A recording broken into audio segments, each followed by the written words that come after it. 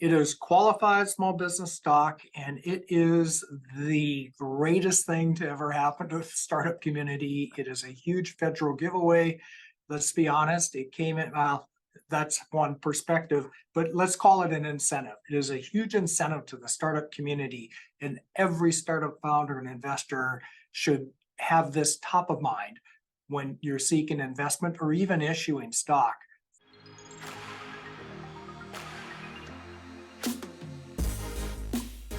Hello and welcome to Fireside with the VC. I'm back with my old friend and legendary lawyer, Roger Royse.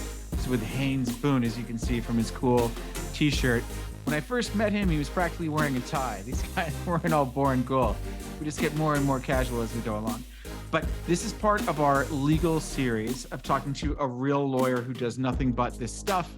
And today I want to talk about the Qualified Small Business Stock Exemption, QSBS. If you don't know what it is, and you're a VC, angel investor, LP, or founder or advisor to startups, you really should know this. So that's what we're trying to do. We're going to explain it at a high level, and then there might be some nuances to get into. So Roger, thank you so much for spending time with us on this topic.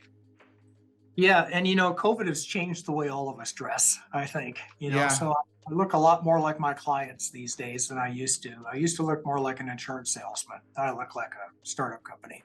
That's right. I mean, I pride myself on sharing every day. That's the point we got to. Shaving is even optional. Well, so QSBS, Roger, tell us again, what does it stand for and what is it? It is qualified small business stock, and it is the greatest thing to ever happen to the startup community. It is a huge federal giveaway. Let's be honest, it came in, well, that's one perspective, but let's call it an incentive. It is a huge incentive to the startup community, and every startup founder and investor should have this top of mind when you're seeking investment or even issuing stock for services or property when you form a company. Okay. And so what are the qualifying characteristics? The company that's raising money or the company that we are investing into, what makes it QSBS qualifying? Yeah, so a couple of things. Number one, it has to be stock issued by a C corporation. S corporation doesn't work, LLC doesn't work. We can possibly change or fix that down the road. But initially, when the investor or stockholder gets that stock, it is being issued to them by a C corporation. The significant thing is you can't buy the stock in a secondary from a founder and get the QSBS treatment. You have to acquire it from the corporation. Secondly, that corporation has to be in a qualified business. So I guess that means it's probably preferred, but it doesn't necessarily have to be. It's that the company sold the shares to you, and that money went into the treasury of the company. Yeah, and keep in mind what Congress is trying to do here. They want the investor money to go into the company to innovate and develop and research. You got to create jobs. A lot of politicians think that they were put there to create jobs. This is like one of the most obvious things they've ever done to create jobs, right? Incentivize investors to invest. Sure, and the startup engine is a great job creator. So this has to go into the company for stock, and it can be from the founder. And it doesn't even have to be cash. It could be services or property. It can't be other stock, though. So we have to be a little careful about that. Second thing is that issuing corporation has to be what we call a qualified small business, which is almost anything other than professional services. I could not incorporate my law business and issue stock and get this benefit. That's not the qualified small business, but I don't think I've ever had a startup company fail that prong. It has to be an active trader business. Again, clearly it is. The business itself has to be worth less than $50 million at the time the stock is issued. That sometimes does become an issue because someone will have an option that they'll sit on too long and not exercise until the company has gone over that 50 million threshold. And then, but Roger, I thought that it's 50 million. The balance sheet needs to be 50 million or less. So that's right. I could be dumb enough to be investing at a $400 million pre-money valuation, which is the agreement of what percentage of the company do I get for this amount of dollars. But it's the dollar value of the financing round is immediately considered as part of the balance sheet. So if the company's raising 10, that, we just got to show that it's got under worth 40 million as smokestacks. And for a lot of software companies, goodwill is the scariest thing probably. Are we under 50? Yeah, right. So it's a tax basis. So it's cash plus adjusted basis of property held by the corporation. So you are correct about that. But nevertheless, I have a lot of companies that go over that 50 million on their tax balance sheet. Oh yeah, we've followed on to companies that we would never try or worry about QSBS. It's just property tech companies with OpTech, PropTech, like the operating company and the property company that owns that stuff, and even lines of credit. You don't bother. But back to a law firm wouldn't qualify. The company needs to be somewhat of a product company, which is like 99% of what VCs invest in. But it could, like a law firm set up as a C corp would not qualify, whereas a legal tech company trying to automate stuff and selling to law firms, that would qualify. That's right. Exactly. Okay. I mean, not many law firms go out and get venture financing, so I'm not too worried about that one. And the other moving part, of course, is how long you hold the stock. This is not for day traders. That's right. We have to have a 5-year holding period in order to get this benefit. Now, if the stock is sold within that 5 years, the proceeds can be, and the gain can be rolled over into other QSBS stock. But if you want to actually exit for cash and get the benefit of this, it's got to be a 5-year holding period. Now, what is the benefit of this? Why are we going to all this trouble? And the benefit is that the seller of that stock gets a complete exemption from federal income tax, not California, if you're unlucky enough to be here, but a complete exemption from federal income tax for up to $10 million or 10 times their cost basis in that stock. So you think about that. That is a huge benefit. Yeah. And that's why we would do this. So that's the punchline, that if you invest directly in a startup, or if you invest into a VC fund like ours and become a limited partner, and which we're a flow through LLC. So if we invest in that startup, hold the stock for 5 years and a day, it's QSBS qualifying, under 50 million on the balance sheet, inclusive of the money we wire. We pay 0 capital gains at the federal level on the first $10 million of gain, or 10x your cost, which is what you paid for the stock. So if we invested $10 million, we would 10x that as 100. We would pay no capital gains tax or tax of any kind on the first 100 million of gain if we held it for 5 years and a day, or if we exited in under 5 years. I call it tacking, and you said rollover, same thing, that if you had this, say, 100 million of gain, I've got, 90 days to find a new home for that?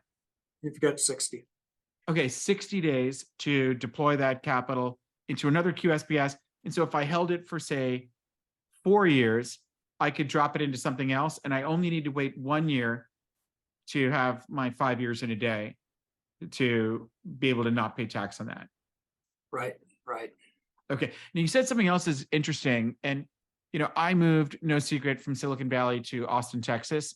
And one of my motivations was to not pay state tax on QSBS.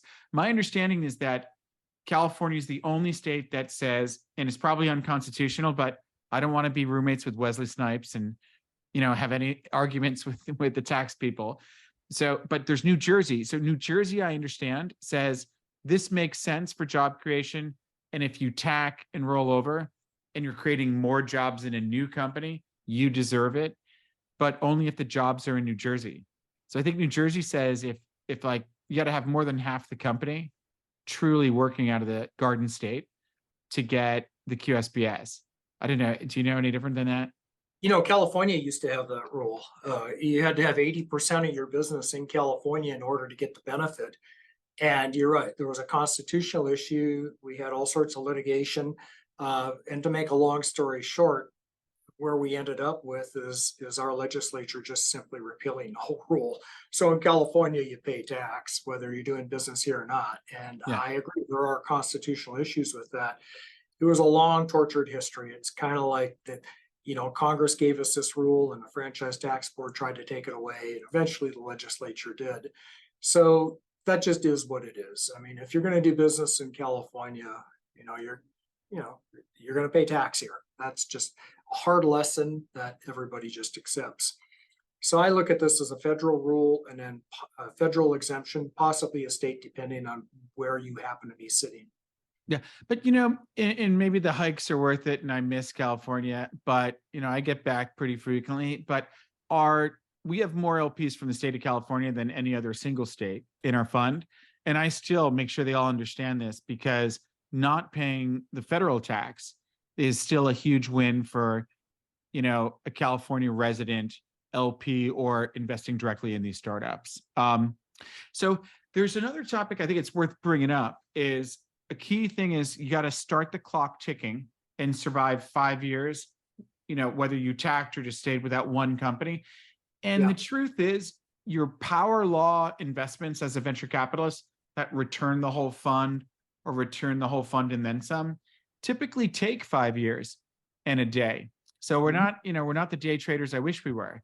However, if we invested on a convertible note, what would Roger Royse say about when does the clock start ticking if I wire money to the startup on January 1st of this year and I signed a keep it simple convertible note? Yeah, this is complicated stuff. And this is one where you really do need the advice of counsel, because the rules are counterintuitive and not something that you would expect. So there's a rule that says that here's the general rule is your clock starts ticking once you have stock. Now we got the clock for capital gains period purposes and the clock for QSBS. And believe it or not, they can be different. And QSBS is a very tough rule. And the approach I always take is that if you're trying to get QSBS, you really have to have stock. Now, having said that, there are a lot of safes out there that have language in them that say, look, even though, and we all know what a safe is, right? A simple agreement for future equity. It's, I give you the money now and you give me the stock later. Typically, these things are, for tax purposes, what we call a prepaid forward contract, meaning you don't own that stock until that safe turns into stock. Now, you'll notice out in the ether, there are floating around online documents, safes, that have a clause in them that say, we intend that this be treated for stock for all federal income tax purposes. And the reason they say that is they're going directly to this point. They want to start your clock ticking, because how does a safe usually work? You hang in there until you get a financing, and then it converts to stock, and then you have or actually they do 10 more safes, right? Yeah. I mean, it's not a given. That's like saying, and the next round will be the Series A. Yeah, I hope so. I hope so. Good point. And you could have a safe at exit. Well, now what? You got all capital gains, plus it's short-term capital gains, so you don't even get the benefit of the long-term rates unless we can shoehorn it into a definition of stock. So that's why that language is there. I would caution you that just because the language is there, just because we all agree it's not going to be taxable to the investor, doesn't mean that it is. The IRS might not agree. So I can't point to any definitive IRS guidance on this. And because of that, a lot of people are taking what I consider to be a fairly aggressive position that their safe is stock and their holding period starts on the day they get the safe. Now, some safes actually could get there, but the typical safes that I see, I don't think they do, honestly. But still, it's not free from doubt. And you need to look at the facts. You need to look at the exact terms of the safe. You need to talk to a tax lawyer and your more importantly, your accountant, because somebody has to sign that return. And you might take that position. My advice is, why brush up against that fine line? Let's just convert that safe to stock as quickly as you can. Yeah. Because I don't honestly, the IRS, has just been empowered with additional funding to go out, look for new money, look for new tax revenues. I kind of think this is going to be low hanging fruit. And Yeah. so I would be really worried. I mean, we're only a little more than 5 years into these things existing. The pre-money safes and the post-money safes are more recent. So we don't have a lot of precedents. I think, I think you've heard me say this, that, I don't want to end up roommates with Wesley Snipes not paying my Right. tax. And I also don't want to get caught with any kind of clawback, like I exited and didn't pay my federal capital gains or whatever. So, Yeah. I personally think there's reason to believe that a safe starts the clock ticking on the day you wired money. But I might keep that money in Microsoft stock as, marketable securities I can liquidate in the event that I'm facing a clawback, on it. Convertible notes, I think, you wire money as debt that will convert triggered by a bona fide financing that's well defined. And in today's culture, these companies often are getting bad advice and do more notes, and then they start doing safes, and you're not converting. I've been in deals for well more than 5 years that have never converted, and there's actually an interest rate that'll surprise that founder on liquidation. I've even called him and said, we've got a 6% interest rate on what we invested many, many years ago. Unless this is a total blockbuster exit, you're going to notice that. And maybe you should convert everybody into actual stock. But I think the convertible note, I would think it's a really tough argument to say the clock starts ticking in advance of the loan converting into stock. Yeah, I think so too. Keep in mind, and this is where, there's a real vagary here in the law, because there's authority out there that the holding period of a note taxed to the holding period of the stock that the note converts into for capital gains purposes. But I don't think anyone believes we can get there for QSBS purposes. Yeah. Some people think you could get there for QSBS purposes with a safe, just because of the nature of the safe. There's no interest, there's no fixed repayment date. Right. There's no maturity date repayment, like you said. Yeah. But I don't want to be the guy that tells you to do that without taking a very hard look at the terms of your safe and making sure you understand the risk, because that's why I say don't spend that money. If you just keep it somewhere that that you can liquidate it. And what about from the perspective of founder? How do founders benefit from QSBS? Well, a couple of ways. I mean, the most obvious way is the founder can qualify for QSBS treatment themselves. So provided that stock is issued by the corporation at original issuance, and we meet all the other requirements. Where founders get in trouble on this is there's just so many secondaries these days. And a secondary can really adversely affect the ability of even other people to get QSBS treatment. So, for example, if I'm a founder and I have stock and I'm doing a financing and I want to take some money off the table, so I say, hey, Mr. Investor, how about you buy some stock for me? And we'll make it, this common that converts to preferred or whatever. Well, that investor, if they're smart, they're not going to want to do that, because that's not originally issued stock. They're not getting QSBS. They're buying it from a founder. So then they get the bright idea that, I'll tell you what, we'll buy it from a company. Then the company will use that money and turn around and redeem the founder. So we get to the same place. Well, Congress is a step ahead of you on that. They figured that out, and that's not going to work either, because now we've had this big redemption close enough in time, within a year of the issuance to the new investor where it disqualifies it. So that's where this stuff gets to be really tricky. And we have to be really careful about that, because I see people make that mistake all the time. Well, I think that the original purpose of these promissory notes that were convertible notes was it's a bridge to something imminent to happen. And then the safes were trying to remove the maturity date of it ever being redeemed, and that you don't want to murder a company with some balloon payment 18 months later when a touristy investor demands it. So I thought that the safe was a good progression for humankind there. But when you live through the very end of it on a lot of these, you realize I'm better off on a convertible note than a safe. But the QSBS stuff, I think that, if you can just do the equity, get everyone to agree and convert people or not leave these things out too long, QSBS is just yet another reason. Let's do a priced round now, or God damn it, let's convert everybody. That's my view. Yeah, when I'm on the investor side, that's where I end up. I mean, I'm on the company side. I want to do safes just to keep the cost down and make it simple.